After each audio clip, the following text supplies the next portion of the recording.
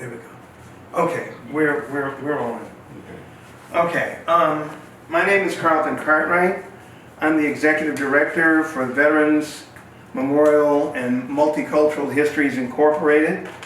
And today is July 10th, is it? 10th. Yes. Okay, 2021.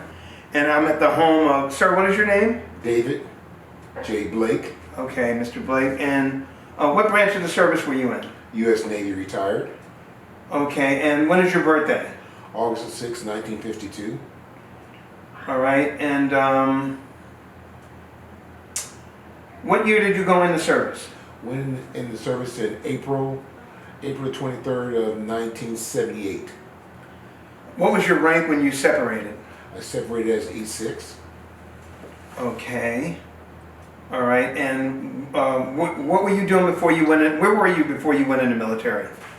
I was working several jobs in my hometown of Dayton, Ohio.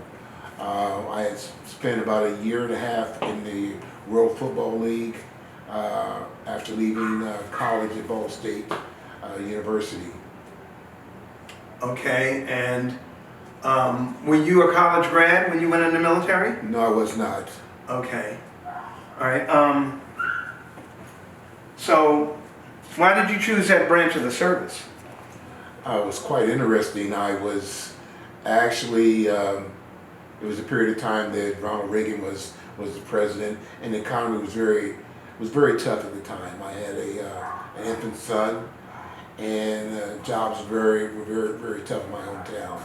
I was actually walking past a recruiter, and I do have military members in my family. Right. And I just stopped in, me and him had a conversation. He told me some avenues that I could go to finish up my degree, because I was about 30 hours from getting my degree, and then I could probably end up going into the officers program. I looked at it, thought about it for quite a while, and made the decision to go ahead and join. Okay. And that was at the age of 26. How long were you in the military altogether? 20 plus years. Okay. Where did you do basic training? Did basic training in Great Lakes, Illinois. Okay. And how long was basic training? Oh gosh. Can you remember? That's a trick question. It is a quick trick question. It was a couple of months at least. Okay. Uh-huh. But I do remember our graduation from Bridge because Admiral Sam Gravely was the commissioned speaker, and he was the first black admiral in the U.S. Navy. So it was Oh, really? Yes. Wow. He was, Okay. What was his name again? Gravely, Grand Sam Gravely. I think it was Grady. Grady. Okay. All right. Okay, so it was 6 or 8 weeks basic training. Did you take a break and come home before you went to tech school?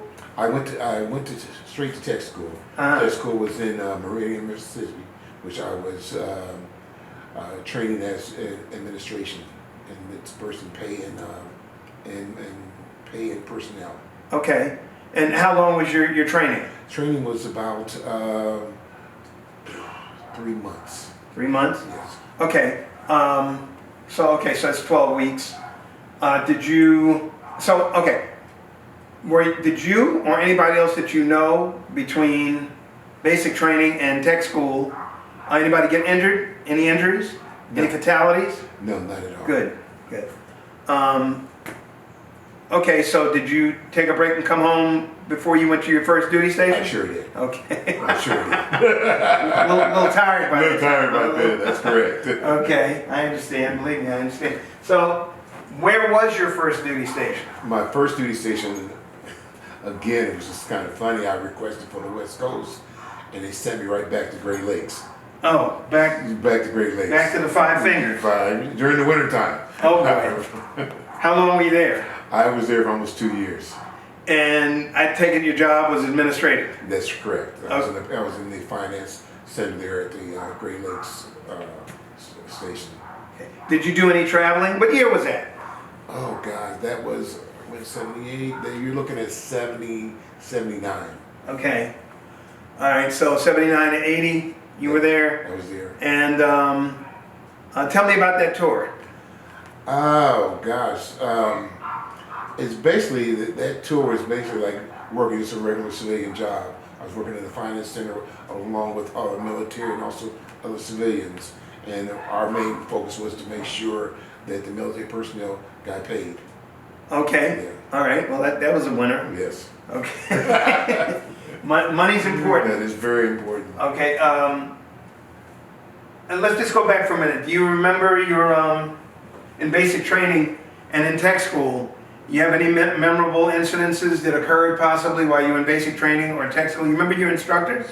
No, don't remember any of the instructors, but I do remember in the boot camp area, due to the fact that I joined at 26, there was at least 3 to 4 other guys that were around my same age group. So we were basically more of a stabilizing force for the other young people that were, they were like 18 years old. We kind of controlled a lot of things to make sure things were done.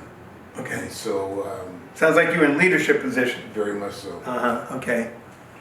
So everything ran smoothly, pretty much. It went smoothly, yes. Okay. All right. Any casualties No over that casualties. 2-year period? Anybody get hurt? Nobody got hurt. Okay. So that was your first duty base. Yeah, that's my first duty. All right. So did you travel anywhere while you were at the station at that base? Did you? Not really. The only I don't care whether it was R&R or R&R was basically going back home to my home from Dayton, Ohio. Okay. And at the same time, my sister was in college, not too far from me. She was at Barrett College there in Illinois, which is maybe an hour and a half from where I was at. So you got to see her a I lot. got to see her a lot. Yes. And she was a freshman, so I got to see her a lot. Right. Okay. So where was the next duty station? My next duty station was in Sigonella, Italy. Oh, really? Yes. What part of Italy is that? North, south, east, west? That what? is the southern part. It's Near- by Catania. As you Okay. can see on the map right above your head. That's the map of Sicily that I was there for almost 4 years. Okay. Oh, so you were on Sicily. I was in Sicily. That's Okay. Nice. And same job, same MOS? Same job, same MOS. Okay. And tell me about it. Well, that particular time, instead of constantly working in the finance part of it, I was more working in the travel, which I had done before. Mm-hmm. So we were just making sure that the air wings, people that were traveling, got their travel advances, got their settlements and stuff like that. And I did a lot of traveling if I was there. Okay. Okay. Where'd you go? Tell me where you went. Oh God, I went through all the part of Sicily, from Sigonella to Palermo to Ragusa to Messina, Taormina. That's just in the island itself. I saw a majority of all the island, and then I would take a hop. And at that time, I had gotten married before coming. Right. With my first wife, we would take hops to Naples. Right. And we would go from Naples to Rome, to Capri, and then all done through the boot. Gotcha. So we did a lot of traveling over there. What about the rest of Europe? We didn't go any place else but Sicily or Italy because at the time I had a family. Okay. And so those were just R&R that we You had the kids with you? We had kids. We had the kids with me. How old were they at the time? My kids, I remember stepkids, there were 3 of them. They were looking at 10, 11, no, 10, 12, and 13. So they were going to school on They were base. going right on base. Yeah, and I so- lived on base. Well, Let me right. take it back. I'm sorry. I lived out in town. Right. I lived out of town. I lived in a little On the city. economy. Yeah, out in the county. I lived in a city called Motor St. Anastasia. It was maybe about 20 minutes from the base, Okay. and it was just the greatest experience that I've ever had because of the fact that I was able to, with the families, live with the people that live in the community, understand them, understand their lifestyles. I actually was there when they had the active volcano in Mount Etna. It erupted while I was there. Wow. Yeah, and we did, like I said, we did a lot of travel with a lot of friends. Met a lot of great people. And I remember the first time I called my mother because there was no cell phones at the time, it was Right. just payphones. Yeah. And I called her and I said, Mom, she asked me all about it, and I said, it feels so good to be someplace for the first time in my life that I'm not judged by the color of my skin, but who the character I am. Oh, wow. And it was great. I mean, the people who I met, there was things that went on that happened with the family. Because if you got a place there, it was just rooms. There was no refrigerator, no stove, no nothing whatsoever. So you had to go out in town and buy all this stuff. And since it was propane stoves and stuff like that, I didn't know anything about propane stoves. So I went with some friends of mine who lived a lot longer than I did. So he took me to a guy they knew, and I told him how much it was, and I said, well, listen, I'll be able, on my payday, I'll be able to pay you this, and this one I'll pay you that. Right. He shook my hand and says, no problem. He loaded the stuff up in his truck, took me to my house, set it up, showed me how to use it. He says, I'll see you on the 15th. Okay. That had never ever happened in my life, where just a handshake meant so much. Right. And that's how it was. And that's how the people actually dealt with their business. Okay. I heard that comment that you made before. Have you had negative response? Just give me, as far as, you said that, just off of the merit of who you were. Yeah, it felt great. And, as being an American, being a black American, and you've gone through that. I've gone through the era of the riots in my hometown in Dayton, Ohio. Going to a Catholic school and being probably the only, my graduating class, there was 281, and my class was only 16 blacks. Wow. I was the only black football player there, ended up being a black captain in high school for the football team. So you caught a lot of flack. Okay. So I wasn't born in a bubble, and my mom always expressed all the positive and the negative things. Gotcha. So you didn't get up to Northern Europe? No, I did not get into Milan. I didn't get into to Venice until I was on one of my duty stations on one of my ships. We got a chance to go up in that area. Okay. And where'd you go? We were in Venice. Okay. Got it. Venice. Did you get to Aviano? Yes, we did. Okay. Yes, we did. Okay. I'll never forget the food there. But anyway, what? No, go ahead. I'm sorry. Yeah, I was there. How did this educational component work out for your children? Oh, it was great, because you're taking kids that were born in the city of North Chicago, Illinois, had been in inner city public schools, and all of a sudden you're going overseas. There was a lot of resistance, especially from my youngest stepdaughter, but not want to go, because they're leaving all their friends, all their family, right, and everything. They didn't know what they didn't know. Right. They got there and going to the base school, as we call the DOD schools, and they were able to meet other kids that had different backgrounds, different colors, different components, but all of a sudden you end up being their classmate and their friend. This is a positive culture shock. A very culture shock for them. And it ended up being is that when I had to leave after 3.5 years, my stepdaughter, the oldest one, she was a senior. Mm-hmm. She was going to senior year. And so a good friend of ours, we talked to them. She wanted to finish up her senior year in the school there in Sicily. We talked about it, and a good friend of mine said, well, we would take her. And so we left her there in Sicily to finish up her senior year. Right. And then she flew back to where I was stationed at after that. Okay. So how long were you there? 4 years? I was there almost 4 years. Okay, so that's 6 years out of the way, and we still got 14 to go. I got 14 more to go. Okay, where did we go after Sicily? After I left Sicily, I went to New Orleans. Oh, in Louisiana. In Louisiana. And I was there. Was there a base there? There's a base. There's a Naval Air Station. What was the name of it? It was Naval Air Station, New Orleans. I worked at the PSD there, and it was on the West Bank. What's a PSD? Personal Support Detachment. Okay. The West Bank? In the West Bank of New Orleans. Okay, what year was that? That was 83. Yeah, 83. And how long were you there? I was there almost 2 years. Actually, I cut my duty short to go to sea. I knew that at that time, especially being in the Navy, if you don't have any sea components in your resume for advancement, your chances of getting advanced Hold you back. will hold you back. Okay.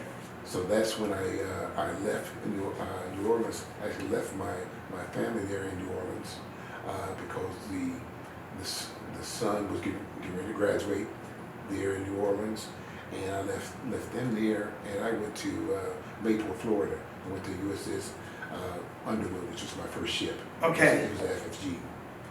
Okay. Small ship. How long were you out to sea? Gosh, we were out. I was on Underwood almost 2 years. I was underway 85% of the time. Yeah. Okay. So that's that's a lot of sea time. Right. A lot of sea time. And that lasted for how long? Almost 2 years. 2 years. Yeah, almost 2 years. Wow. Okay. So was the family living off base? They were living on base. On base. They were on base. Okay, base housing. Base But it was a house. They had their own house. They had their own house. Right. Yes. Yeah. Okay. Okay. So any casualties in any so far? No, Nobody got hurt. Nobody. You didn't get hurt. No, but it was interesting at that time when I was stationed with the Underwood. That was at the same time that the Stark and the battle group got hit when they were overseas, and we were the relieving ship. It was a very tense time for that because of the fact that I had a lot of good friends of ours that were on the Stark. Right. And there was a lot of casualties on there. There was a lot of lessons learned. And I remember our captain at the time, Captain Rankin, I had met with the powers that be, knowing we're going out with the battle group, and he got us all together because, when something like that happens to the military family, it shakes the military family. And he got us all together and basically told us, guys, we're going to do what we need to get done. This is our mission, but I promise you, I will bring you back. Okay. And everybody was like, yes. Because sometimes you wonder if politics is involved in a lot of decisions that are made, because it's only a quick second that you have to make a decision. Right. If you think of your career and not think about your crew, he was not like that. He said, I will stand in front of any type of congressional board to discuss my decision. And he was honorable. And I remember on my birthday, August the 6th, Right. we were riding the ship's tankers, escorting tankers through the straits, and just worn out every day because we were working so hard. Give me that country again. That was over in Iran. That was over the Middle East. So it's the Middle East. Yes, in the Middle East. And I remember he had given us that Sunday. My birthday was on a Sunday. He had given the crew time off, basically, to sleep in late. Right. Getting up on a regular time. So we were sleeping in until about 11, 12 o'clock supposedly. And all of a sudden we get, and he had told us, he says, if you get a general quarters, it is for real. This is not a practice. Right. Practice is way over with. Yeah. And at my birthday, we got a general quarters. Everybody just went to their duty stations and stuff like that. It was amazing all the time we spent practicing en route. Everybody was right on point. Right. But we didn't know what was going on. And maybe about an hour after that, in the general quarters, he shut the general quarters down. I was on a communications call, and I talked to a friend of mine who's up there on the bridge. I said, God, what's going on? And he told me, he says, we used to call him Rank. He says, this Iranian plane would not identify itself, and he was getting ready to lock and load on him. I said, okay, that's Make a little noise. Huh? he's going to lock on him, and Yeah. because they would not identify us. Right, so Okay. what was the outcome? The outcome, they went their way and we went ours. Okay. Nothing really happened, but it just the tension. What body of water were you in? We were in the Straits of Hormone. Okay, We were in the Straits. We stayed on the Straits for 4 months, going from the north Right. all the way to the south, just protecting the tankers. And actually, we were there when there was I think it was an Army colonel that got killed over there, and I think President Bush was the president. Okay. They were trying to make a decision if they were going to fire on that particular area there in Iran. right, He decided not to, but it was a very tense moment. moment. Right, yeah, I'm sure it was. I'm sure it was. It can be very nerve-wracking. Oh, it is. Yeah. It is, because you're on high alert the whole 4 months. There's every day. It The is stress levels go through the ceiling. stress level. So you end up exercising on the flight deck, reading everything you can read. And one thing I did do, I remember, is that I decided on getting a USA Today subscription. And so I had it sent through the mail. So when the USA paper came in, I would put them in date order Right, and read the paper, because at that time you'd only get the military news, which is only an email letter, wouldn't tell you really anything. So I was definitely reading the USA Today that I got while I was deployed. right. And it was amazing, because I would read it, and when I finished reading the whole place, and I laid it in the mess deck. And I do remember one time I went to see the captain for something, and he sat up on the bridge reading my paper. Right, It had gotten all the way up to him. okay.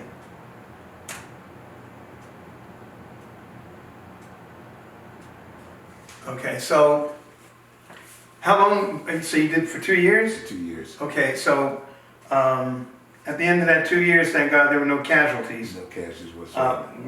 What year is this now? We're 80s? You're looking at the 80s. You're looking at 85. Okay, so when that was over, did you go straight back home to the family? No, I went to another ship. I became a plank owner on a brand new cruiser that was getting built out of Pascagoula, Mississippi, called the USS Anzio. So myself and others were the first crew on the Anzio as we were getting it built and getting ready to take it out to sea. And it's just like when you build a brand new house, you're doing everything. You build your office. I was building my office because I was independent, as called a dispersing clerk at the time, so it was myself Right. and a junior officer handled a crew of 379 men to make sure that they got paid and stuff like that. Right. So we had to make sure that payroll was done and everything else was done. So when you see the plank owners, and the beautiful thing about a plank owner is that everybody's name is on that ship until the ship is decommissioned. Okay, And so when you come in at that time, you go back. I can go back right now and look right on the quarterdeck, and you'll see the plank owners' names of everybody who was a plank owner on this ship. okay, cool, wow. All right, so you didn't get to visit before you got on the next ship? You didn't get to go home? I did go home. I did go home Okay. for about 2 weeks. All right, And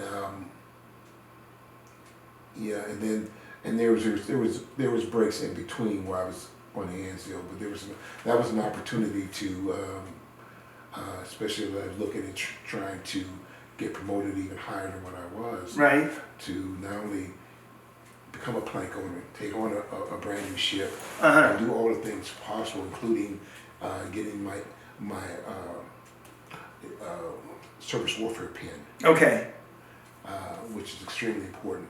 And there's all those things that you were doing to try to have your profile up, so when you go up for the promotion board, they're looking at all the great things that you've done. right. Anytime you were on a TDY, did you ever have a problem staying in touch with your family? No, Yeah, okay, no. all right, okay, because that would present a major issue. Okay, so now you're on another ship, I'm on another ship, on a cruiser. It was built out of Pascagoula, but it was homeboarded out of Mayport. And what was it? Out of Norfolk, Virginia. Okay, well, oh, It was a USS Anzio, okay. CG-68. And how long was that tour? That tour was about 3 years. Ooh.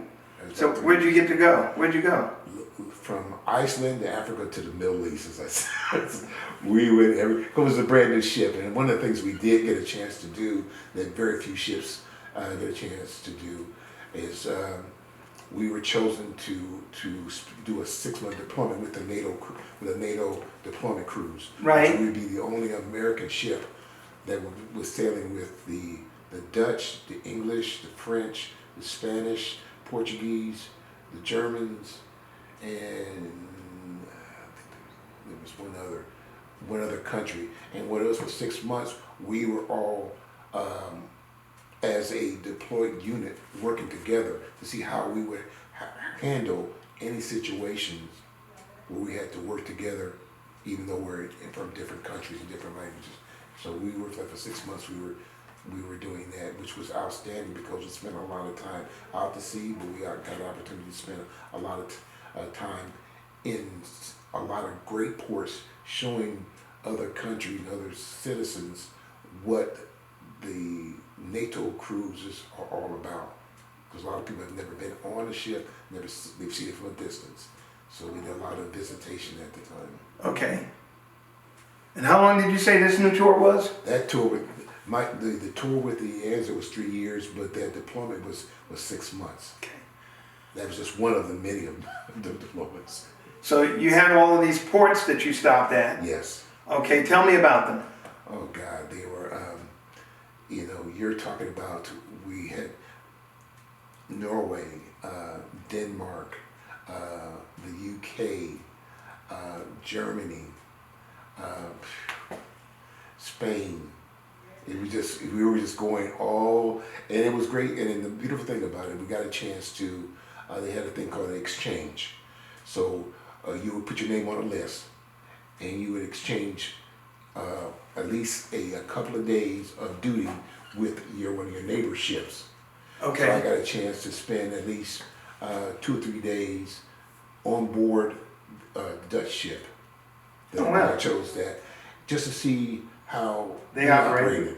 And their guys would come over and spend 2 or 3 days with our ship. Right. Out to sea, not just in port. Right. And it was great because there's a lot of guys on the Dutch ship that we would go out and we would hang out together and we became friends. It's like cross-cultural work and interaction experience. That is correct. And every port we would always have each country would give a little fanfare, a little political fanfare for politicians and stuff like that.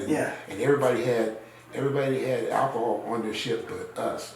We only had alcohol when it was our time. Yeah. Because you could go on a Dutch ship, and at the end of the day, if you were off, you could have, you were wet, Right. 1 or 2, whatever, as long as it did not interfere with your duty. The job, yeah. If you interfere with the job, then you would be cut completely off. Right, yeah. Nobody wanted that to happen. Exactly. Yeah, see, so there you go. Yeah. All right, so it worked out. It did. And so now where are we at? What I lost track of the years again. God, that was in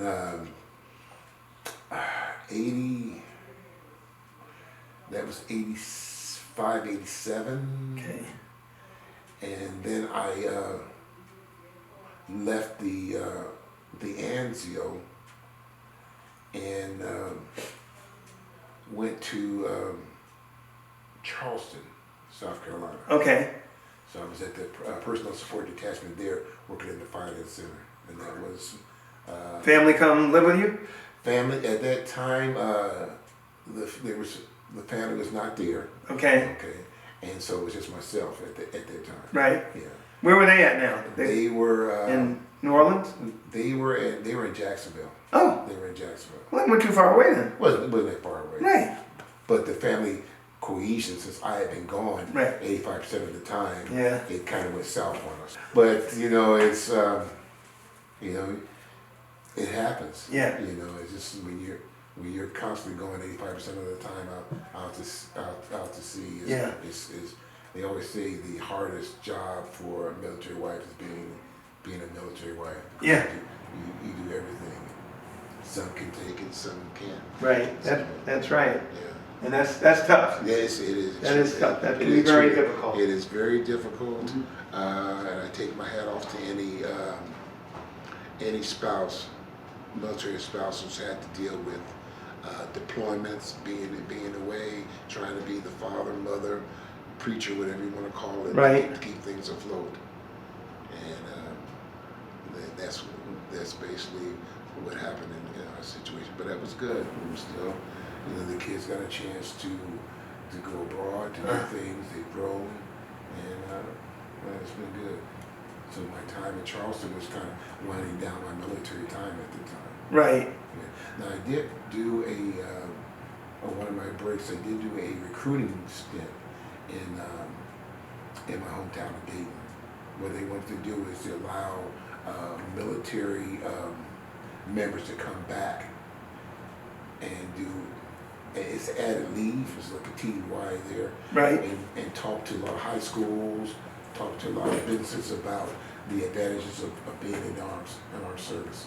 So I got a chance to do that. Nice. In recruiting part of it. So that was good. You were working in the recruiting office? I was reading for at least a couple of weeks. Okay. Yeah. Okay. It was a couple of weeks. What it was is you went to TDY, but it actually just gave you additional time at home. Right. With no big charges leave. Okay, so you're in Charleston, Yes. right? And how long was that? That Charleston was going into my last tour. That was it? And that was going. I had decided at that time that it was going to be it. And at the time in Charleston, I decided to get back into school. So during that time in Charleston, I signed up for going to school at Southern Western University because I had 20 at that time. I still had those same 20 hours Right. that I did at the beginning. Time to get busy. And it was time. I said, God, I was saying to myself, I said, I can't. I said, what, the time just went so fast. Right. I didn't do the things that I wanted to get done. Yeah. And I remember looking at that time, I went to the College of Charleston with my resume to see what it would take for me to get in there. And then several other schools, and because of the distance, and the time I had been away out of school, they wanted to drop me down from, instead of the 30 hours I still had, to do one, but I didn't want to do that. And I remember having a conversation, leaving the College of Charleston, and I was really upset. And a young lady said, "What's wrong?" And I just, you just meet somebody and you just vent. I didn't know this person. And she says, "Well, I graduated from Southern Western University. It's an adult program. Says you might be interested in talking to them." Right.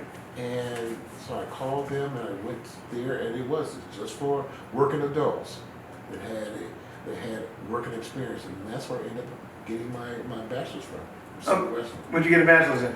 In management. Okay. All right. So you used the GI educational benefit while you were still on active duty. I sure did. So did you finish before you? I finished, yes. Oh, you finished. I finished my bachelor's there in '98. Okay. While I was there in Charleston. Right. So it was that was an experience. Were all the kids grown by that time? The kids were already gone. They were gone. All right. Grown. They were grown. First wife was grown. She's gone. my old dog was gone. Okay. So I guess, like, finishing school, you're getting closer to, separating. Right. So what are you thinking about doing when you get out of the service? And then I want to know what you did. God, it was there were several opportunities that were there, especially being that I did get my degree. I realized how important it was because I still had maybe another. I just retired, and I still had another 3 or 4 months to finish up. And I remember looking for jobs there in the Charleston area. Okay. And still not being able to get the job because I didn't have my degree. So that made me think even more so how important it was. It wasn't because of my work experience. It's just that in the checklist that some people were looking, they would check, do you have your degree? and I didn't have it because I was only 3 months away from it. Right. But in their checklist, I had it. So I did. I got an opportunity after I got my degree to interview with several companies in management. One was with a retail store called Hex out of on the East Coast. It's part of a chain of stores. Right. And I met a gentleman that interviewed me. We had a great conversation. Uh-huh. And he told me a lot about the company and opportunities there. And I ended up starting working for Hex. They actually transferred me from Charleston to my first job, which was in Richmond, Virginia. Okay. I worked at a dual store there at Hex as the assistant merchandising manager there. When I was there, God, maybe about a year and a half, and then I got promoted to a store up in DC at Tyson's Corner. I Okay. worked at Tyson's Corner, which is the flagship store for the company, and so you're able to all the new innovative ideas that were coming to the company would go directly through the flagship store. Right.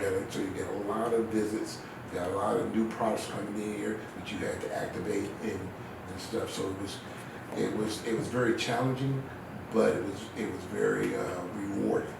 I learned a lot about what needed to be done in a big box store. Okay. Before I took my store, I was in a store up in PG County, Prince George's, an X store there. So this was all working with the same company. Gotcha. And then at that time, when I was working at that store and things that were going on, Hex was getting ready to get bought out, and they were getting bought out by Macy's. And I saw the handwriting on the wall because there was a lot of Hex stores and Macy's stores in the same malls. Right. So Oh, wow. you know that was not going to work. Conflict, yeah. Yeah. And so, and at that time, I was dating my fiance, Priscilla, and she was here, and I was in DC, Mm-hmm. and she still had some time left in the school system, and I still had retired. So I said, well, it's time for us to quit the long distance relationship, and so I moved down here to Miami. Okay. Yeah. And when did you get down here? Oh, I've been here now 13 years. But you're retired now. I'm retired, yeah. How long have you been retired? I've been retired now 4 or 5 years. Okay. Yeah. Don't brag. You almost made me trip. Okay. All right, well, okay, just a few more things left then. So you didn't see any combat? No, just when I was scare. on the straights. It was scare on the straights because that was during the Desert Storms. Right? Okay. During that period of time when we actually were doing the very serious transport of vessels from the north to the south. Okay. And the thing about that was even more so is that it wasn't the problem having the Iraqis flying over you, is that they had put mines throughout through the straits. Right. All over. So you didn't know where you were at. So you did have that experience. Yeah, I did have that experience. Oh, okay. So you were in combat. I was in that part of the combat. Yeah, well, that's the part. Like, yeah, been not just you alone. And, and you just had to you had to be very, very careful as we were going through the straits because you didn't know because they would just drop them. You had no idea where they're at. Right. You know. Right. And, so how'd you handle that stress? Exercising. Yes. Yeah. Exercise, reading, and praying. Gotcha. Okay, that's an experience. Yeah, it is. Anybody suffer from that PTSD that you know of? No, not that I know of. Okay, not that you know of. Not that I know of. Okay, all right. How was the food throughout your naval career? It's interesting as you talk about. They always said when I came in the Navy. I remember when I came in, a senior NCO pulled me to the side and says, "There's 3 people that you don't want to mess with while you're in the service. The chef. You don't mess with the person who feeds you, the doc who gives you the shots, Right. and the person who pays you." Right. So I never had any problem with the food because, you know, a lot of times I would go in there and I'd be working late and I would miss chow. I'd go in there, "What do you want?" Fix me up. Okay. Because of what I did, what they did. I had a buddy like that. Yes. And I would wash my own clothes. I would not put my clothes in with everybody else's. Right. Okay. I would go downstairs to supply and SH. I would wash my clothes separate. Right. No, I wouldn't wash with everybody else. I got you. Those are just privileges of what you do. Right. Cool. All right. Okay. Moving right along. Medals and citations. I received 3 Navy achievements and 2 Navy accommodation Okay. medals.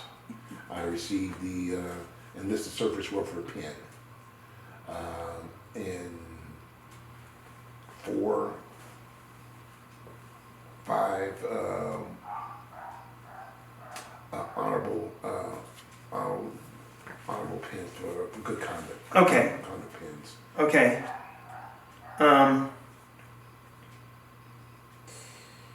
How'd you get along with officers? You weren't an officer before you got out, were you? No, No. was not. How'd you get along with the officers in the enlisted? Good, because being on small vessels, it was either myself and a junior officer working together, Right. or myself and a junior enlisted and a junior officer. And my major job is to train the junior officer. Because of the fact that it's, again, they're coming from the academy. They've got academy knowledge, but the real knowledge is what you do day for day, and to make sure that person follows all the guidelines and uses your expertise to make sure things run smoothly. So I had a great reputation with and rapport with all my officers that I work with. Okay. Did your military experience influence your thinking? How did the military influence your thinking about war? And did your service and experiences? How did your service and experiences affect your life?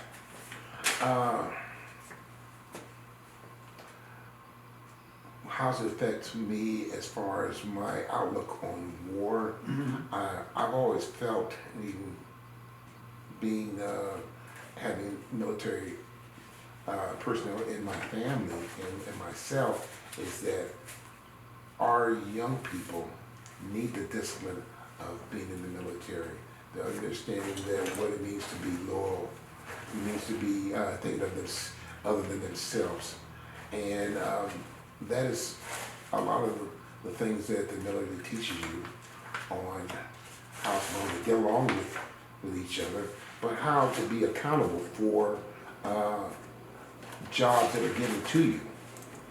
A lot of young people don't have that accountability. It's all about me.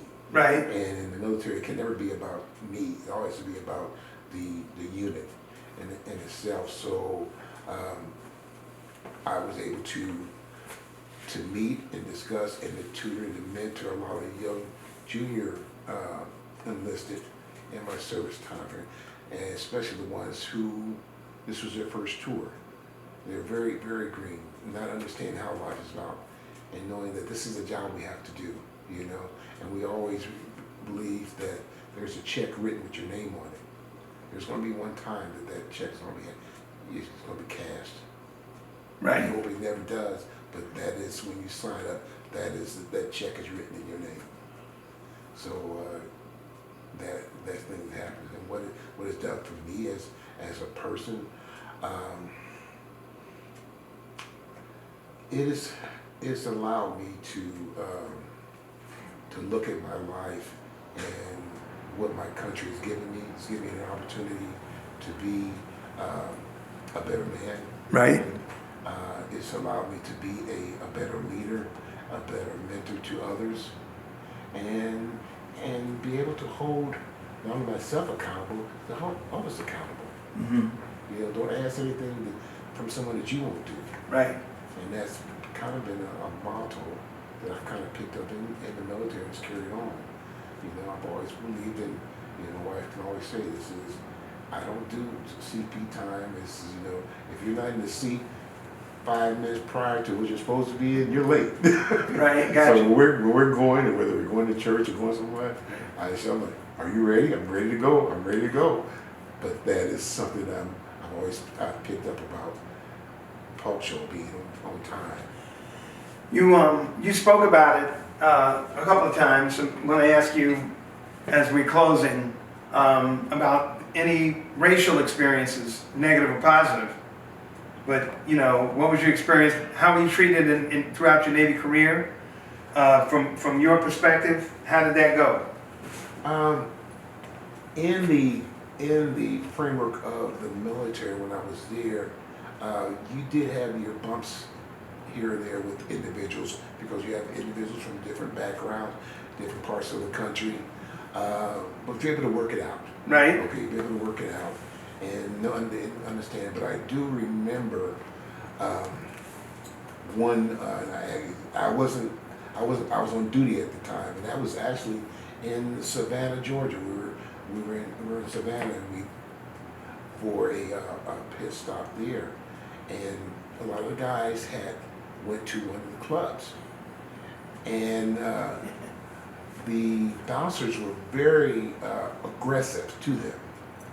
What year was that?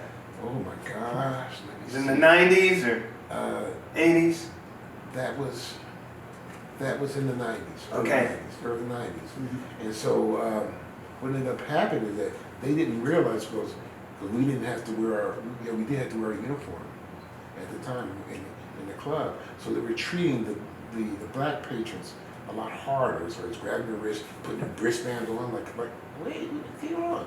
And next thing you know, there was an all-out fight between the bouncers and the black sailors. Wow. They didn't realize that the white sailors that were in the bar also saw that their shipmates was getting jumped on. Right. So they tore the bar up. They tore the bar up, and our captain had to come back. And foxhole got extended. Yes, it did. I remember guys coming back talking about it. Yeah. And I remember our captain at the time had to go back and see the mayor, and he literally chastised the mayor about how that club is treating the black patrons there. We don't treat our people like that. Right.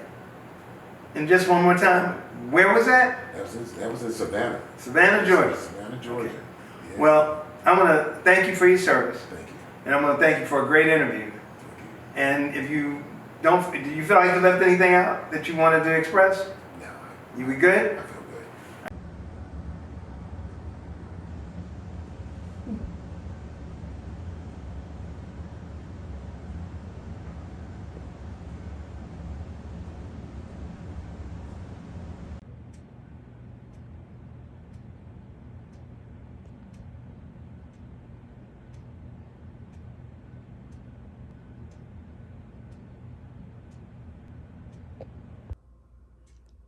Okay. Beautiful. There we go.